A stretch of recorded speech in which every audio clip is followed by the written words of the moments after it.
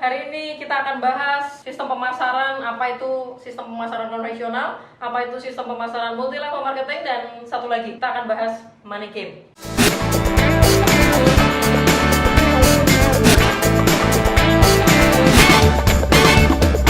Oke, yang pertama akan kita bahas adalah money game. Apa itu money game? Ya, money adalah uang, game permainan. Jadi money game adalah permainan uang. Nah, karakteristik money game sebenarnya ada 3. Yang pertama, dia tidak ada produknya. Jadi dia tidak menjual barang apapun. Ya, dia bisa saja menawarkan jasa, atau dia bisa saja menawarkan umroh misalnya, atau dia bisa saja menawarkan PPOB, ya, fasilitas bayar-bayar yang tidak ada wujud barang realnya. Kedua adalah ada produknya, tapi harganya selangit. Harganya tinggi sekali. Jadi kalau misalkan dia jual air mineral, tapi harganya 100.000, harganya 150.000. Nah, ini adalah contoh money game. Jadi dia ada barangnya tapi harganya sangat tidak relevan. Jadi harganya sangat tinggi sekali. Nanti diklaim malah manfaatnya untuk banyak hal, ya. Tapi sebenarnya itu hanya air minum biasa yang itu diklaim saja untuk menutupi money game-nya. Oke, yang ketiga adalah sebenarnya nggak ada produknya, cuma pura-pura ada produknya. Jadi misalkan seolah-olah yang dijual adalah apa? Emas, tapi sistemnya cicil, sistemnya tabung, emasnya nggak langsung Anda dapetin. Nah, itu adalah ciri-ciri money game. Oke, money game ini dilarang dan tidak boleh dilakukan di Indonesia. Jadi jangan sampai Anda bergabung ke sebuah perusahaan money game.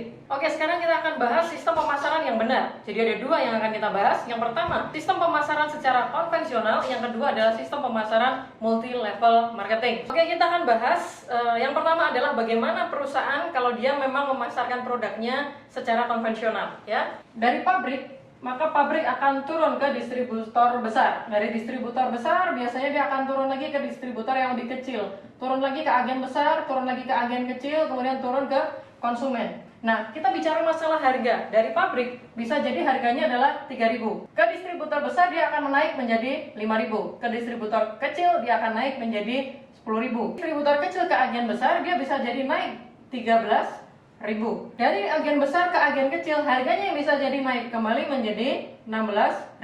Agen kecil ke konsumen bisa jadi 20.000. Ya, kenapa ini bisa terjadi? Karena masing-masing sini ingin mendapatkan profit atau ingin mendapatkan keuntungan. Ini namanya adalah jalur distribusi. Dan bagaimana cara pabrik mengenalkan produknya ke konsumen? Berarti harus ada namanya iklan. Oke?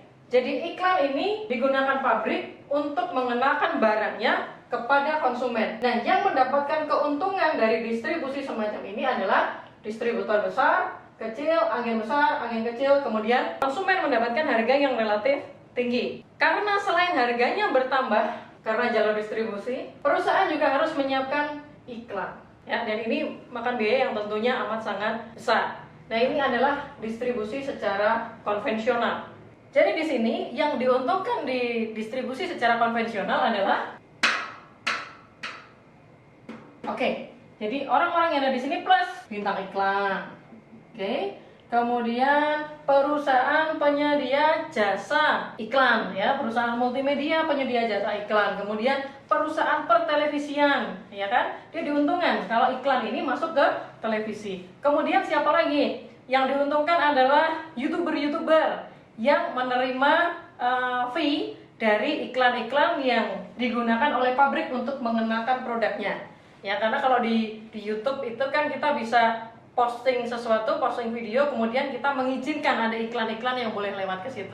Ya, jadi yang diuntungkan adalah distributor ini dan bintang iklan dan segala macamnya yang berhubungan dengan iklan. Itulah distribusi secara konvensional. Oke, kita bahas yang kedua. Kalau tadi kita sudah bahas bagaimana perusahaan mendistribusikan barang secara konvensional, kita bahas bagaimana perusahaan mendistribusikan barang secara multi level marketing atau MLM. Oke, dalam industri multi level marketing, barang itu sama, dia diproduksi di pabrik, ya. Kemudian dari pabrik akan turun ke distributor tunggal atau biasanya ini perusahaan multi level marketing. Dari sini akan turun ke member. Jadi member ini merangkap sebagai bintang iklan, member ini merangkap sebagai distributor, member ini merangkap menjadi konsumen.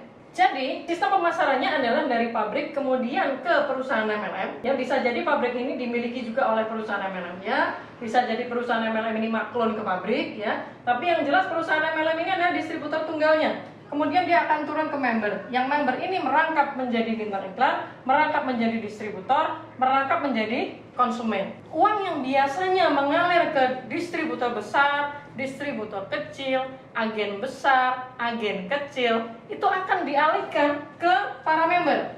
Berupa apa? Komisi. Nah, pemerintah juga sudah mengatur jika MLM itu adalah MLM yang benar dan dia menggunakan SIUP-L, surat izin penjualan langsung, maka komisi ini juga sudah diatur payout-nya supaya tidak lebih dari 40%. Itu memang sudah ada di dalam aturan perundangan yang berlaku. Oke, sekarang kita akan membicarakan tentang stok barang. Nah, biasanya di perusahaan konvensional, dia dari pabrik, ini biasanya ada syarat, jadi bersyarat. Dia bisa jadi kasih ke distributor besar, itu bisa 1000 produk per hari. Kemudian dia kasih ke distributor kecil 500 produk per hari. Jadi ada syaratnya. Dari distributor kecil, agen besar ini cuma dapat 100 per hari. Nah, di sini cuma dapat 50 untuk agen kecil atau warung-warung. Nah, batasan produk, jadi selalu ada batasan produk di mana setiap jalur distribusi ini punya stok yang itu tidak sama antara level 1 dengan level yang lain. Nah, pertanyaannya adalah, jika Anda berada di sini, Anda adalah warung kecil, mungkin nggak Anda lebih kaya dari agen? Ya, Anda agen kecil mungkin nggak lebih kaya dari agen besar? Tidak mungkin. Dalam kasus ini kita lihat, ini cuma 50 produk jualannya satu hari. Bagaimana dengan agen besar yang dia bisa 100? Bagaimana dengan distributor kecil yang dia bisa 500? Bagaimana dengan distributor besar yang dia bisa 1000? Jadi, keuntungan yang didapatkan secara logika karena dia bisa menjual lebih banyak produk, harusnya yang ini lebih besar daripada yang di bawah-bawahnya. Ini sistem untuk pemasaran secara konvensional. Nah, oke, lalu bagaimana dengan sistem multi level marketing? Nah, di dalam pabrik ini langsung turun ke distributor tunggal atau perusahaan multi level marketing, gitu ya. Kemudian dari sini turun ke member. Nah, apakah member-member ini punya stok? Biasanya dia punya stok, tapi untuk dipakai sendiri. Jadi stoknya relatif kecil, ya. Kemudian bagaimana jika ada orang yang mau jualan banyak? Kalau dia mau jual banyak, biasanya dia tinggal order aja ke perusahaan. Jadi stok tidak dibatasi. Berbeda dengan perusahaan konven yang stoknya akan dibatasi. Agen kecil tidak mungkin akan mendapatkan 1000 produk, oke?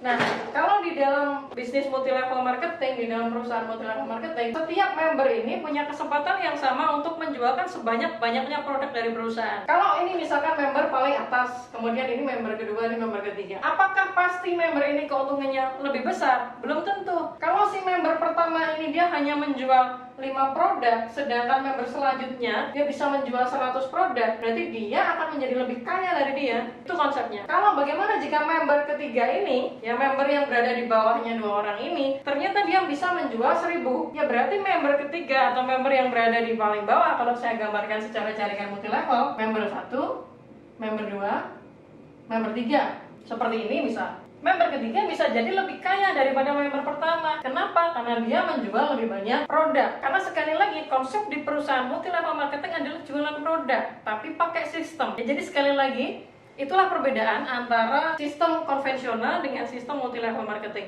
Keduanya layak dan saya rasa bagus untuk dijalankan. Tergantung Anda. Kalau Anda punya modal besar, Anda bisa jadi seorang distributor besar di perusahaan konvensional. Tapi jika Anda tidak punya modal atau modalnya terbatas, Anda bisa masuk ke perusahaan multi level marketing. Kenapa? Karena modalnya amat sangat kecil, sangat terjangkau sekali. Hanya dengan 99.000, hanya dengan 100.000 Anda sudah bisa mendaftar menjadi member multi level marketing. Anda dikasih tahu semua tentang product knowledge, Anda dibina dan dibimbing di dalam pelatihannya. Tapi ingat, Anda juga harus bergabung ke sebuah support system yang tepat. Perusahaan yang marketing yang punya support system pelatihan yang bagus, yang tepat, yang akan membina Anda untuk tahu product knowledge, untuk tahu cara masaring produk dan lain sebagainya. Oke, itu saja dari saya. Semoga ini bermanfaat. Pesan saya, jangan berhenti menebarkan kebaikan, dampak positif pada banyak orang, dan salam sukses untuk Anda semua. Dah.